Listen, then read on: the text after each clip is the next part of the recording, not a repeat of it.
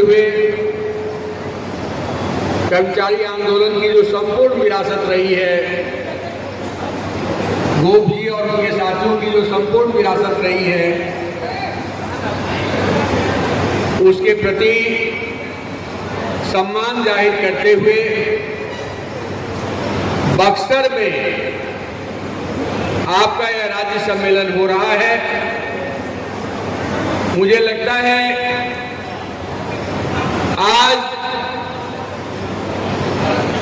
पूरे देश की जो स्थिति है उसमें बक्सर सम्मेलन की जो ऐतिहासिकता है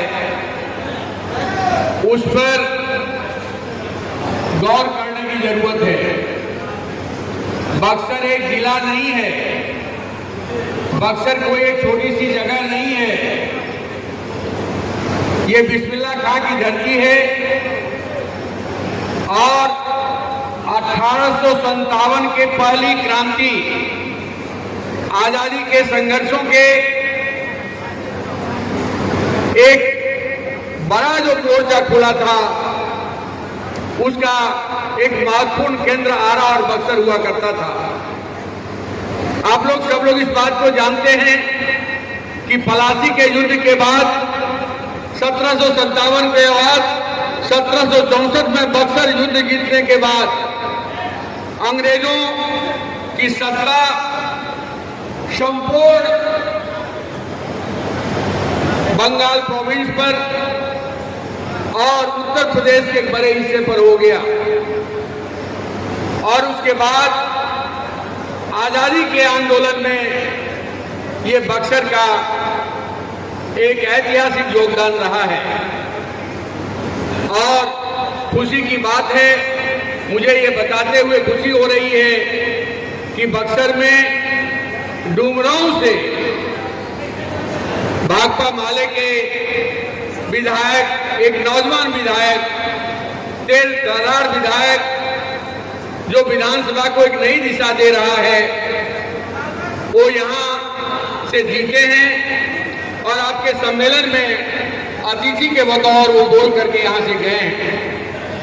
ये बात मैं इसलिए भी कह रहा हूँ कि आपके सम्मेलन का खुले सत्र का उद्घाटन करते हुए एक्टू के राष्ट्रीय महासचिव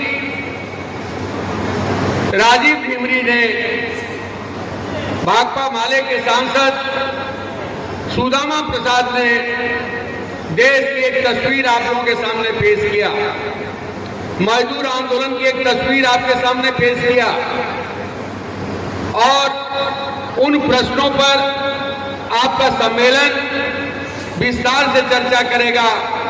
उन प्रश्नों पर आपका यह सम्मेलन आगे की एक पूरी कार्य योजना बनाएगा और इसलिए मैं कहता हूं कि आपके बक्सर सम्मेलन की एक अपनी एक ऐतिहासिक महत्ता है। ये बात मैं इसलिए भी कह रहा हूं कि आज संपूर्ण देश में मजदूर और कर्मचारी आंदोलन के लिए सबसे कठिन दौर है, बहुत ही एक कठिन दौर है। पिछले 30-40 वर्षों में नव उदारीकरण के पूरे दौर में बहुत ही साइलेंटली सुनामी की तरह कर्मचारियों की संपूर्ण संरचना को बदल दिया गया। लगता होगा कि आदिवासी पर हमला है, किसी को लगता होगा ये दलित पर हमला है, लेकिन फांसीवादी निजाम जो होता है वो संपूर्णता में एक एक करके हमला करता है और धीरे धीरे संपूर्ण सत्ता का अपहरण कर लेता है। ये हिंदुस्तान में हो रहा है। इस फांसीवादी निजाम को हम सब लोगों को समझना पड़ेगा और हम सब लोगों को मिल करके इस दिशा में एकताबद्ध होकर के कदम आगे बढ़ाना पड़ेगा और तभी हमारा देश भी बचेगा, देश की आजादी भी बचेगी, देश की स्वतंत्रता भी बचेगी और हम सब लोग आगे बढ़ेंगे। अंतिम बात मैं ये कहना चाहता हूँ, ये हिंदुस्तान है जिस हिंदुस्तान के नौजवानों ने, भगत सिंह, चंद्रशेखर आजाद, बिस्मिल्लाह खान ने, तमाम तरह के अशफाकुल्लाह खान ने, तमाम लोगों ने मिलकर के पूरे देश का हजारों लोगों की शहादत दे करके अंग्रेजों को भगाने का काम किया। आज हमारे देश में, हमारे देश की हैसियत ये हो गई है कि अमेरिका हमारे देश के नागरिकों को हाथ बांध करके, पैर बांध करके जहाज में भारत में भेज दे रहा है। ट्रंप जो है हिंदुस्तान के प्रधानमंत्री को डांट पिलाता है। ट्रंप हिंदुस्तान का एक तरफा टैरिफ की घोषणा करता है। सब देश विरोध किया है। यूरोपियन यूनियन ने विरोध किया, जापान ने विरोध किया, ऑस्ट्रेलिया ने विरोध किया, कनाडा ने विरोध किया, चीन ने विरोध किया, लेकिन हमारे देश के प्रधानमंत्री की ओर से कोई आवाज नहीं उठाई गई। यह जो देश पर अमेरिका ने व्यापार युद्ध छेपा है, ये जो अमेरिका ने भारत की संपूर्णता के साथ खिलवाड़ करना शुरू किया है, हमारे आजादी पर प्रश्न खड़ा करना शुरू किया है, ये भी देश के लिए एक बड़ा सवाल है। हम सब लोगों को मिलकर के अपने देश की आजादी की रक्षा, जिस आजादी के लिए लाखों लोगों ने कुर्बानियां दी है, उस आजादी की हम रक्षा करेंगे और अमेरिकी डिजाइन को हम भारत में सफल नहीं होने देंगे। इन्हीं बातों के साथ मैं अपनी बात समाप्त करता हूं। इनकलाब जिंदाबाद, भारतीय जनता की एकताबद्ध संघर्ष जिंदाबाद। सम्मेलन होने जा रहा है, ये बिल्कुल ऐतिहासिक सम्मेलन होगा, जो मुझे विश्वास है, क्योंकि यह वही धरती है जहां से सत्ता के खिलाफ हमेशा ही बिगुल फूंका जाता रहा है, चाहे वो 1857 का आंदोलन हो या आज़ादी के और भी आंदोलन हो। तो आज इस ऐतिहासिक धरती पर जब ये सम्मेलन हो रहे हैं, तो बस आने वाला चुनाव है बिहार का, नवंबर में आप जरूर यहाँ से एक मजबूत संकल्प लेकर के जाएंगे।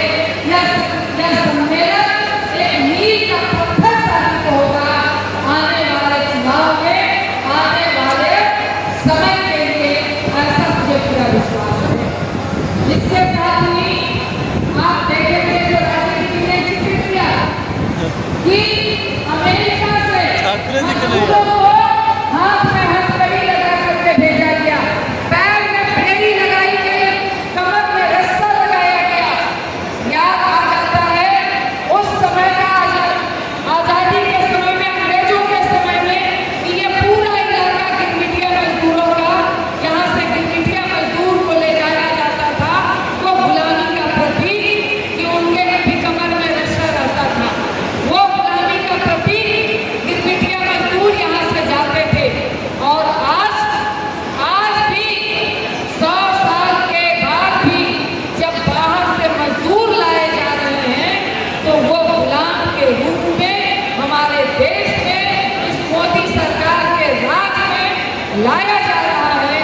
इस बात पर भी यह सम्मेलन जरूर गंभीरतापूर्वक विचार और विमर्श करेगा, क्योंकि ये मजदूरों और कर्मचारियों का जो लड़ करके गोप जी के नेतृत्व में बिहार में और पूरे देश में तमाम नेताओं के नेतृत्व में लड़ करके जो हमने आज़ादी हासिल की थी, हमने सम्मान हासिल किया था, वो ये भाजपा सरकार तमाम आज़ादी और सम्मान को गिरवी रखने का काम किया है।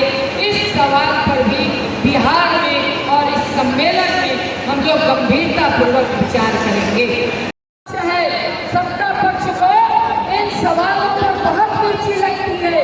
आप देखे होंगे कि कल संस्कृत विश्वविद्यालय में जब कर्मचारियों के सवालों पर बात हो रही थी, जब पेंशनरों के समाज पर बात हो रही थी, जब अनुकंपा में बहाली पर बात हो रही थी, जब आरक्षण के रोस्टर पर बात हो रही थी, कि आप विश्वविद्यालय को सिर्फ खाओ और पकाओ का जो आप धंधा बना दिए हैं, इन प्रश्नों पर आपको बात करना होगा। तो आप समझ लीजिए, विश्वविद्यालय जैसा संस्थान में जहाँ ठीक है खुल करके आप बहस कीजिए, कोई बहस आपको रोक नहीं रहा है, उस मंच पर वहाँ के सत्ताधारी लोग खुल करके अपमान करने का काम करते हैं, खुल करके सरकार के पक्ष में नारा लगाने का काम करते हैं। तो ये आज सत्ताधारी भाजपा हो, जदयू हो, ये तमाम लोग अगर वो खुल करके कर्मचारियों का विरोध कर रहे हैं, खुल करके अगर वो पेंशन का विरोध कर रहे हैं, तो इन प्रश्नों पर आपको भी संगठित होकर के मजबूती के साथ इन प्रश्नों पर अपनी आवाज को बुलंद करनी होगी। और 20 मई का ऐतिहासिक हड़ताल होने जा रही है दोस्तों। और बिहार के लिए ये ऐतिहासिक है। बिहार का ये 20 मई ये मील का पत्थर होगा, आपकी दशा और दिशा तय करेगा।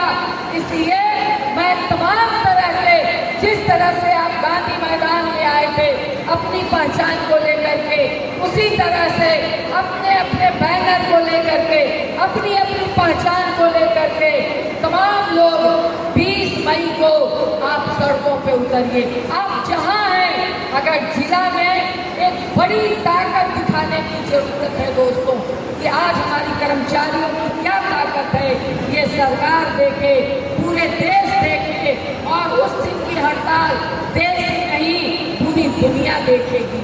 इसलिए दोस्तों, इसलिए तमाम आप लोग उस दिन सड़कों पे उतरिए, अपनी पहचान को लेकर के। इसकी बड़े पैमाने पे तैयारी हो, इस सम्मेलन में आप बात करेंगे, क्योंकि आप तमाम लोगों ने देखा है कि आज ये रेल में आप 3-3 जोन में जीते हैं, क्योंकि जब आप थोड़ा सा मेहनत करते हैं तो आपको बड़ी सफलता मिलती है। तो 3-3 जोन में आपकी जीत एक बड़ी जीत है।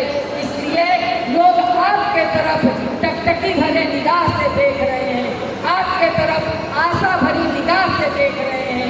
आप जाइए, तैयारी कीजिए, और हर जिले में गोपकूट और एकटू के नेतृत्व में तमाम इस तरह के लोग अपने बैनर के साथ आप सड़कों पे उतरिए, और जिला का एक भी सड़क खाली ना बचे, लाल झंडा से कट जाए, यह संकल्प आप लीजिए। बस एक बात मैं ये कहूँगी कि हमारी आशा ने अपना एक